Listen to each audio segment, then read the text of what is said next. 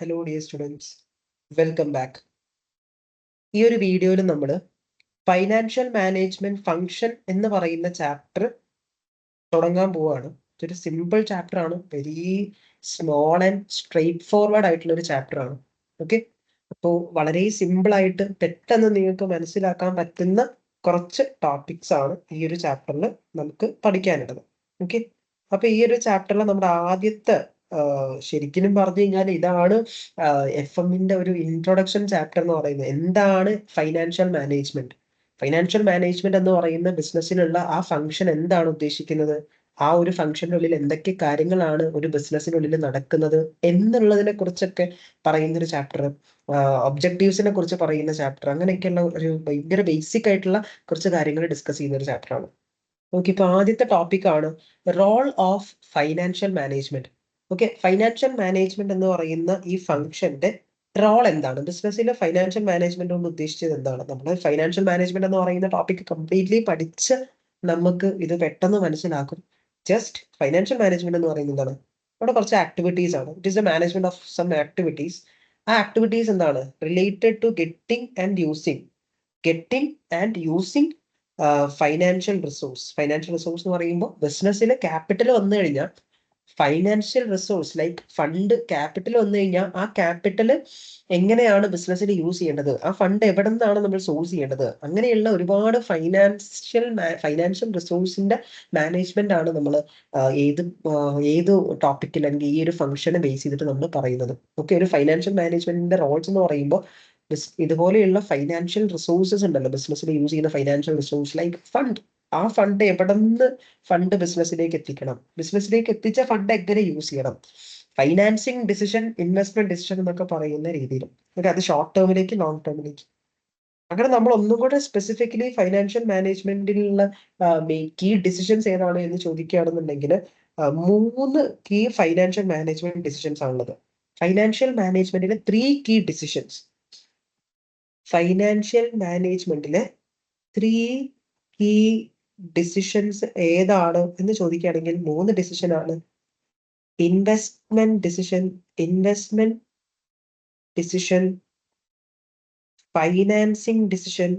Financing decision, third one is dividend decision. Okay, financial മാനേജ്മെന്റിലെ 3 key decisions ആണ് investment decision, financing decision, dividend decision.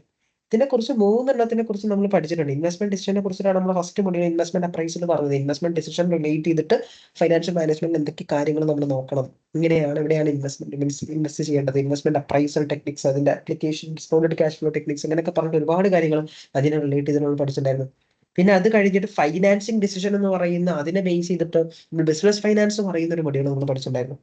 പിന്നെ dividend decision, dividend പോളിസിനെ കുറിച്ച് നമ്മൾ പറഞ്ഞിട്ടുണ്ടായിരുന്നു. പിന്നെ ഡിവിഡൻഡ് ഡിസിഷനും നമ്മുടെ വർക്കിംഗ് ക്യാപിറ്റലിലെ ക്യാഷ് മാനേജ്മെന്റ് ഒക്കെ കുറച്ചും കൂടെ ഒക്കെ എന്താണ്, കുറച്ച് ലിങ്ക്ഡ് ആണ്. നിങ്ങൾ ഡിവിഡൻഡ് പോളിസി പറഞ്ഞ സമയത്ത് നിങ്ങൾക്ക് മനസ്സിലാക്കണം, ഡിവിഡൻഡ് കൊടുക്കണമെന്നുണ്ടെങ്കിൽ ക്യാഷ് വേണം എന്നുള്ളത്. അപ്പൊ എഫ് എമ്മിൽ ഫൈനാൻഷ്യൽ മാനേജ്മെന്റിലെ 3 കീ ഡിസിഷൻസ് ഏതാണെന്ന് ചോദിച്ചു കഴിഞ്ഞാൽ investment decision, financing decision and പിന്നെ ഡിവിഡൻഡ് പോളിസി. ഡിവിഡൻഡ് ഡിസിഷൻ എന്ന് പറയുമ്പോൾ ഡിവിഡൻഡ് പോളിസി. ഓക്കെ, ഇനി ഒന്നും കൂടെ ഇങ്ങനെ സ്പെസിഫിക്കലി പറയുകയാണെന്നുണ്ടെങ്കിൽ എങ്ങനെയാണ് ഫണ്ട് റേസ് ചെയ്യേണ്ടത്, ഇക്വിറ്റി ആണോ ഡെപ്റ്റ് ആണോ, നമ്മൾ പറഞ്ഞിട്ടുണ്ടായിരുന്നു. പിന്നെ ഫണ്ട് എങ്ങനെയാണ് റേസ് ചെയ്യേണ്ടത്, ഏത് രീതിയിലാണ് ഫണ്ട് റേസ് ചെയ്യേണ്ടത്, ഇക്വിറ്റി തന്നെ ഒരുപാടുണ്ട്, ഡെപ്റ്റ് തന്നെ ഒരുപാടുണ്ട്. ഇനി ഈ ഫണ്ടൊക്കെ എവിടെയാണ് സ്പെൻഡ് ചെയ്യേണ്ടത്, ഇൻവെസ്റ്റ്മെന്റ് ഡിസിഷൻ നമ്മൾ പറഞ്ഞിട്ടുണ്ട്. എത്ര ഡിവിഡൻഡ് നമ്മൾ പേ ചെയ്യണം, എത്ര വർക്കിംഗ് ക്യാപിറ്റൽ നമ്മൾ കീപ്പ് ചെയ്യണം, അതെങ്ങനെയാണ് ഫൈനാൻസ് ചെയ്യേണ്ടത്, വർക്കിംഗ് ക്യാപിറ്റൽ എത്രത്തോളം നമ്മൾ ഇൻവെസ്റ്റ് ചെയ്യണം, അതെങ്ങനെയാണ് ഫൈനാൻസ് ചെയ്യേണ്ടത്, റിസ്കിനെ എങ്ങനെ മാനേജ് ചെയ്യേണ്ടത്, അതിനെ കുറിച്ചൊക്കെ നമ്മുടെ എഫ് എമ്മിൽ പഠിക്കുന്ന കാര്യങ്ങളൊക്കെയാണ് നമ്മൾ ഇവിടെ ഇങ്ങനെ പോയിന്റ് ഔട്ട് ചെയ്തത്. ഇതൊക്കെ നമ്മൾ പഠിച്ചു കഴിഞ്ഞതുമാണ്. ഈ പറഞ്ഞ ഓരോ പോയിന്റ്സ് നമ്മൾ പഠിച്ചു കഴിഞ്ഞാൽ. ഓക്കെ, ഇനി ഈ 3 ഡിസിഷൻസ് പറഞ്ഞില്ലേ, ഈ 3 ഡിസിഷൻസും സ്റ്റാൻഡ് അലോൺ അല്ല, ഇത് പരസ്പരം അങ്ങോട്ടും ഇങ്ങോട്ടും കണക്റ്റഡ് ആണ്. ജസ്റ്റ് ഡിവിഡൻഡ് പോളിസിയിലെ ഡിവിഡൻഡ് ഡിസിഷൻ, ആ ഡിവിഡൻഡ് ഡിസിഷനിൽ നമ്മൾ തീരുമാനിക്കുന്നതാണ് ഡിവിഡൻഡ് കൂട്ടണോ കുറയ്ക്കണോ എന്ന്. ഡിവിഡൻഡ് കൂട്ടിയാലും നമ്മൾ കൂടുതൽ ഡിവിഡൻഡ് കൊടുക്കുന്നു ഷെയർ ഹോൾഡേഴ്സിന്. നമ്മുടെ കമ്പനിയിലുള്ള ക്യാഷ് എന്നാണല്ലോ നമ്മൾ ഡിവിഡൻഡ് കൊടുക്കുക. അപ്പോൾ നമ്മൾ കൂടുതൽ ഡിവിഡൻഡ് കൊടുക്കുകയാണെന്നുണ്ടെങ്കിൽ റീറ്റെയിൻ ചെയ്യപ്പെട്ടിട്ടുള്ള ക്യാഷ് എന്താകും, റെഡ്യൂസ് ആകും. If we are increasing the dividend പോളിസിയിൽ ഡിവിഡൻഡ് കൂടുതൽ കൊടുക്കുകയാണെന്നുണ്ടെങ്കിൽ കമ്പനിയുടെ ഉള്ളിലുള്ള റീറ്റെയിൻഡ് ക്യാഷ് ഇല്ലേ, അത് കുറയും, കൂടുതൽ ഡിവിഡൻഡ് കൊടുക്കുന്നുണ്ട്. അപ്പോൾ ബിസിനസിന്റെ ഉള്ളിലുള്ള ഫണ്ട് കുറയുമ്പോൾ എന്തെങ്കിലുമൊക്കെ ആവശ്യങ്ങൾക്ക് വേണ്ടിയിട്ട് പുറത്തുനിന്ന് എന്ത് ചെയ്യേണ്ടി വരും, ഫൈനാൻസ് ചെയ്യേണ്ടി വരും. ഇപ്പൊ need of more external financing.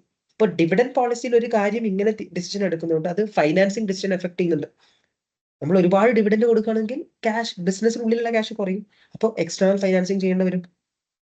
നമ്മൾ ഡിവിഡൻഡ് കുറയ്ക്കുകയാണെങ്കിൽ റീറ്റെയിൻഡ് ക്യാഷ് കൂടും. റീറ്റെയിൻഡ് ക്യാഷ് കൂടുമ്പോൾ എക്സ്റ്റേണൽ ഫൈനാൻസിങ് കുറച്ച് ചെയ്താൽ മതി, ഇന്റേണൽ ഫൈനാൻസിങ് നമുക്ക് ചെയ്യാൻ പറ്റും. ഇപ്പൊ ഈ പറഞ്ഞ ഈ 3 ഡിസിഷൻസ് ഉണ്ടല്ലോ, അത് ഒരിക്കലും സ്റ്റാൻഡ് അലോൺ ആയിട്ടുള്ള കാര്യങ്ങളല്ല. ഇത് പരസ്പരം ഇന്റർ റിലേറ്റഡ് ആണ്, ഇന്റർ കണക്റ്റഡ് ആണ് എന്നുള്ളതൊന്ന് മനസ്സിലാക്കും. ഓക്കെ. പിന്നെ അടുത്ത് പറയുകയാണെങ്കിൽ നമ്മൾ ഒരുപാട് ക്യാപിറ്റൽ എക്സ്പെൻഡിച്ചർ ചെയ്യുന്നു. ഇത് എവിടെയുള്ളതാ? ഇൻവെസ്റ്റ്മെന്റ് ഡിസിഷനിൽ വരുന്നതാണ്. ഒരുപാട് ക്യാപിറ്റൽ എക്സ്പെൻഡിച്ചർ ചെയ്യാൻ പ്ലാൻ ചെയ്യുന്നുണ്ടെങ്കിൽ ഒരുപാട് ഫൈനാൻസ് ചെയ്യേണ്ടി വരും. ഫൈനാൻസിങ് ഡിസിഷൻ അങ്ങനെ എഫക്ട് ചെയ്യും.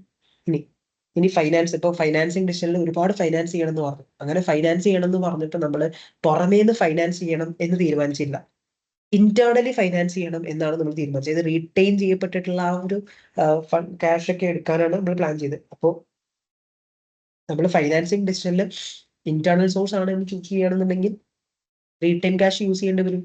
റീറ്റെയിൻഡ് ക്യാഷ് യൂസ് ചെയ്യണമെന്നുണ്ടെങ്കിൽ എന്ത് ചെയ്യേണ്ടി വരും? ഡിവിഡൻഡ് കുറക്കേണ്ടി വരും. അപ്പോൾ ഡിവിഡൻഡ് ഡിസിഷൻ എഫക്ട് ചെയ്യുന്നത്. അപ്പൊ ഈ 3 കീ ഡിസിഷൻസ് പരസ്പരം ഇന്റർ റിലേറ്റഡ് ആണ് എന്നുള്ളത് നിങ്ങളൊന്ന് മനസ്സിലാക്കും. ഓക്കെ. ഇനി ഇപ്പൊ നമ്മൾ പഠിച്ചുകൊണ്ടിരിക്കുന്ന ഫൈനാൻഷ്യൽ മാനേജ്മെന്റ് എന്ന് പറയുന്ന ഫംഗ്ഷൻ എന്താണെന്നാണ്. ഈ ഫൈനാൻഷ്യൽ മാനേജ്മെന്റിൽ നമ്മൾ ഡീൽ ചെയ്യുന്ന പല കാര്യങ്ങളും നമ്മൾ ഓൾറെഡി പഠിച്ചിട്ടുള്ള 2 ടൈപ്പ് ഓഫ് അക്കൗണ്ടിങ് ഉണ്ട്. 2 ടൈപ്പ് ഓഫ് അക്കൗണ്ടിങ് ഫംഗ്ഷൻസ് ഉണ്ട് ബിസിനസ്സിനുള്ളിൽ നമ്മൾ ചെയ്യുന്ന. ഫൈനാൻഷ്യൽ അക്കൗണ്ടിങ്ങും മാനേജ്മെന്റ് അക്കൗണ്ടിങ്ങും. ഫൈനാൻഷ്യൽ അക്കൗണ്ടിങ് എന്ന് പറയുമ്പോൾ നമ്മുടെ ഫൈനാൻഷ്യൽ പെർഫോമൻസ്, ബിസിനസിന്റെ ഫൈനാൻഷ്യൽ പെർഫോമൻസും പൊസിഷനും നമ്മൾ കാണിക്കുന്ന, അങ്ങനെ ഫൈനലി കാണിക്കുന്ന ആ ഒരു അക്കൗണ്ടിങ്ങിനെയാണ് ഫൈനാൻഷ്യൽ അക്കൗണ്ടിങ് എന്ന് പറയുന്നത്. FSന്റെ preparations, FS like SOPL and SOFP. ഇത് നമ്മുടെ ഫൈനാൻഷ്യൽ സ്റ്റേറ്റ്മെന്റ്സിന്റെ പ്രിപ്പറേഷനും അതിന്റെ അസസ്മെന്റും കാര്യങ്ങളൊക്കെയാണ് നമ്മുടെ ഫൈനാൻഷ്യൽ അക്കൗണ്ടിങ് വരുന്നത്. ഇപ്പൊ നമ്മുടെ ഫൈനാൻഷ്യൽ മാനേജ്മെന്റ് എന്ന് പറയുന്ന ഫംഗ്ഷന്റെ കീഴിൽ നമ്മൾ ചെയ്യുന്ന കാര്യങ്ങൾ എങ്ങനെയാണ് ഫൈനാൻഷ്യൽ അക്കൗണ്ടിങ്ങിനെ ഇൻഫ്ലുവൻസ് ചെയ്യുന്നത് എന്ന് നോക്കാം. ഫൈനാൻഷ്യൽ അക്കൗണ്ടിങ് എഫക്ട് ചെയ്യുന്നുണ്ട്. ഫൈനാൻഷ്യൽ മാനേജ്മെന്റ് ഡിസിഷൻസിന് ഫൈനാൻഷ്യൽ അക്കൗണ്ടിങ് എഫക്ട് ചെയ്യുന്നുണ്ട്. ജസ്റ്റ് ഫോർ എക്സാമ്പിൾ, ഇപ്പൊ ക്വാട്ടഡ് കമ്പനി, നമ്മുടെ ലിസ്റ്റഡ് കമ്പനിയാണ്. ലിസ്റ്റഡ് കമ്പനീസ് ആണെന്നുണ്ടെങ്കിൽ എങ്ങനെ ഫൈനാൻസ് ചെയ്യണം എന്നുള്ളത് അവരുടെ ഫൈനാൻഷ്യൽ സ്റ്റേറ്റ്മെന്റ്സിന്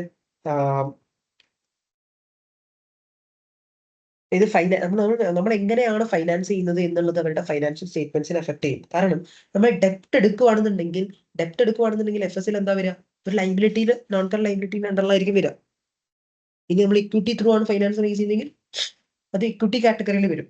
അപ്പൊ അത് കമ്പനിയുടെ ഗിയറിങ്ങിനൊക്കെ എഫക്ട് ചെയ്യും. ഫോർ എക്സാമ്പിൾ ലീസസ്, ഒരു 12 മാസത്തിനേക്കാൾ കൂടുതലുള്ള ലീസാണ് നമ്മൾ എടുക്കുന്നതെങ്കിൽ ലീസ് ത്രൂ ആണ് ഫണ്ട് റേസ് ചെയ്യുന്നത്. ഫണ്ട് റേസ് ചെയ്യില്ല, നമ്മൾ ഒരു അസറ്റ് എടുക്കുന്നത് ലീസിങ് ത്രൂ ആണ്.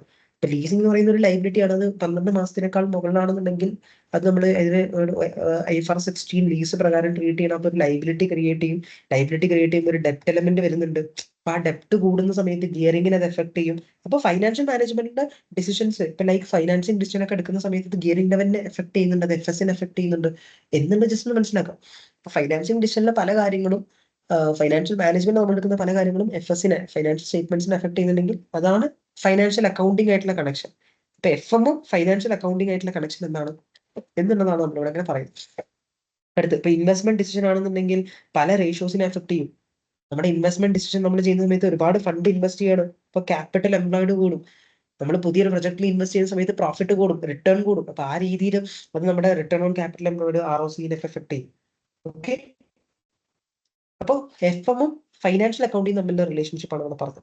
ഇനി മാനേജ്മെന്റ് അക്കൗണ്ടിങ് പറയുമ്പോൾ ബിസിനസിനുള്ളിൽ ഇന്റേണൽ മാനേജേഴ്സ് ഉണ്ട്, മാനേജ്മെന്റ്. ആ മാനേജ്മെന്റ് ചെയ്യുന്ന പല അക്കൗണ്ടിങ് ആക്ടിവിറ്റീസ് ആണ് മാനേജ്മെന്റ് അക്കൗണ്ടിങ്. ലൈക്ക് ബഡ്ജറ്റിംഗ് വരുന്നുണ്ട്, കോസ്റ്റ് അനാലിസിസ്, കോസ്റ്റിംഗ് വരുന്നുണ്ട് മാനേജ്മെന്റ് അക്കൗണ്ടിങ്ങില്, വേരിയൻസ് അനാലിസിസ് വരുന്നുണ്ട്. ഇതൊക്കെ FMനെ ഹെൽപ്പ് ചെയ്യുന്നു, FMനെ ഇംപ്ലിക്കേഷൻ ചെയ്യുന്നുണ്ട്. മാനേജ്മെന്റ് അക്കൗണ്ടിങ് ഒരുപാട് എന്ത് ചെയ്യുന്നുണ്ട്, പല രീതിയിൽ നമ്മുടെ ഫൈനാൻഷ്യൽ മാനേജ്മെന്റ് ഫംഗ്ഷൻ, FMന് പല രീതിയിൽ മാനേജ്മെന്റ് അക്കൗണ്ടിങ്ങിൽ പല കാര്യങ്ങൾ ഉപയോഗിക്കുന്നുണ്ട്, ഹെൽപ്പ് ചെയ്യുന്നുണ്ട്. മാനേജ്മെന്റ് അക്കൗണ്ടിങ് പഠിച്ച ആൾക്കാരാണെങ്കിൽ നിങ്ങൾക്ക് അറിയുന്നതാണ്, ബഡ്ജറ്റിംഗ് എന്ന് പറയുന്നത് മാനേജ്മെന്റ് അക്കൗണ്ടിങ്ങിൽ നമ്മൾ ചെയ്യുന്ന ഒരു കാര്യമാണ്. തരാൻ പോകുന്ന പീരീഡിലേക്കുള്ള പല കാര്യങ്ങളും ബഡ്ജറ്റ് ചെയ്യുക. അപ്പൊ അതിന് നമ്മൾ ചെയ്യുന്നതാണ് ക്യാഷ് ബഡ്ജറ്റ് ചെയ്യാന്നുള്ള ക്യാഷ് ബഡ്ജറ്റിംഗ്. ഓക്കെ. ആ ക്യാഷ് ബഡ്ജറ്റിംഗ് തന്നെയാണ് നമ്മൾ പഠിച്ച ക്യാഷ് ഫോർകാസ്റ്റിംഗ്. അത് ചെയ്യുമ്പോഴാണ് ക്യാഷ് ഫോർകാസ്റ്റിംഗ് അല്ലെങ്കിൽ ക്യാഷ് ബഡ്ജറ്റിംഗ് ചെയ്യുമ്പോൾ നമുക്ക് ഫ്യൂച്ചറിൽ എവിടെയാണ് സർപ്ലസ് വരുന്നത്, എവിടെയാണ് ഡെഫിസിറ്റ് വരുന്നത് എന്നൊക്കെ ഉള്ളത് നമുക്ക് മനസ്സിലാക്കാൻ പറ്റും. അപ്പോഴല്ലേ ഡെഫിസിറ്റ് വരുമ്പോൾ നമുക്ക് ഫണ്ട് റൈസ് ചെയ്യണം, ബോറോ ചെയ്യണം, സർപ്ലസ് വരുമ്പോൾ നമ്മൾ സർപ്ലസ് ഫണ്ട്സ് ഇൻവെസ്റ്റ് ചെയ്യണം എന്നൊക്കെ പറയുന്നത്. അതിൽ നമ്മൾ പ്രിപ്പയർ ചെയ്യുന്ന ക്യാഷ് ഫ്ലോ ഫോർകാസ്റ്റിംഗ് ഉണ്ടല്ലോ, ആ ക്യാഷ് ഫ്ലോ ഫോർകാസ്റ്റിംഗ് അല്ലെങ്കിൽ ക്യാഷ് ബഡ്ജറ്റിംഗ് എന്ന് പറയുന്നത് മാനേജ്മെന്റ് അക്കൗണ്ടിംഗ് ഉണ്ടല്ലോ വരുന്നതാണ്, അതിൽ ചെയ്യുന്നതാണ് നമ്മൾ. ഓക്കെ, പിന്നെ കോസ്റ്റ് അനാലിസിസ് നമ്മൾ ചെയ്യുന്നുണ്ട്, ഫിക്സഡ് കോസ്റ്റ്, വേരിയബിൾ കോസ്റ്റ് എന്ന് പറയുന്നത്. അങ്ങനെയൊക്കെ ബിസിനസ്സിനുള്ളിൽ പല രീതിയിൽ നമ്മൾ കോസ്റ്റിങ്ങിനെ കുറിച്ചിട്ടുള്ള ഒരുപാട് ഡീറ്റെയിൽസ് നമുക്ക് കിട്ടുമ്പോഴാണ് നമ്മുടെ FM-ലുള്ള പല കാര്യങ്ങളും നമുക്ക് ചെയ്യാൻ പറ്റുന്നത്. FM-ലുള്ള ഇൻവെസ്റ്റ്മെന്റ് ഡിസിഷൻ ആണെന്നുണ്ടെങ്കിൽ നമ്മൾ പല കോസ്റ്റുകൾ എഴുതുന്നുണ്ട് അല്ലെ. ഒരു പ്രോജക്ട് ചെയ്യുന്ന സമയത്ത് അവിടെ വരുന്ന നമുക്ക് അറൈസ് ആവുന്ന ആനുവൽ കോസ്റ്റുകൾ നമ്മൾ എഴുതി വെക്കുന്നുണ്ട്. ഈ കോസ്റ്റുകളെ കുറിച്ചുള്ള ഇൻഫർമേഷൻസ് ഒക്കെ നമുക്ക് കിട്ടുന്നത് കോസ്റ്റ് അനാലിസിസ് ചെയ്തിട്ടാണ്. ഈ കോസ്റ്റ് അനാലിസിസ് എന്ന് പറയുന്നത് മാനേജ്മെന്റ് അക്കൗണ്ടിങ്ങിൽ വരുന്നതാണ്. അപ്പം FM-ഉം MA-യും തമ്മിലുള്ള റിലേഷൻഷിപ്പാണ്. പിന്നെ നമ്മൾ വേരിയൻസ് അനാലിസിസ് പഠിച്ചിട്ടുണ്ട് MA-ല്. ബഡ്ജറ്റും ആക്ച്വലും കമ്പയർ ചെയ്യും. നമ്മൾ പ്ലാൻ ചെയ്ത ബഡ്ജറ്റും ആക്ച്വലും കമ്പയർ ചെയ്തിട്ട് വേരിയൻസ് അനാലിസിസ്. ഈ വേരിയൻസ് അനാലിസിസ് നമ്മുടെ പ്രോജക്റ്റിലുള്ള കോസ്റ്റുകൾ, നമ്മളൊരു പ്രൊജക്ട് ചെയ്യുന്ന സമയത്ത് അതിന്റെ കോസ്റ്റ് കൂടിയോ കുറഞ്ഞോ എന്നൊക്കെ കൺട്രോൾ ചെയ്യുമ്പോൾ അതൊക്കെ ഫൈനാൻഷ്യൽ മാനേജ്മെന്റിൽ വരുന്നതാണ്. നമ്മളൊരു ഒരു ഇത്ര എമൗണ്ട് ഇൻവെസ്റ്റ് ചെയ്തിട്ട് അതൊന്നും ഇങ്ങനെയാണ് റിട്ടേൺസ് കിട്ടുന്നത്. ആ റിട്ടേൺസ് എന്താണ്, എന്തിനെ ബേസ് ചെയ്തിട്ടിരിക്കും, അന്ന് കിട്ടുന്ന ഇൻകം ആൻഡ് എക്സ്പെൻസിനെ ബേസ് ചെയ്തിട്ടിരിക്കും, കോസ്റ്റ് അതിന് വരുന്ന ചെലവിനെ ബേസ് ചെയ്തിട്ടിരിക്കും.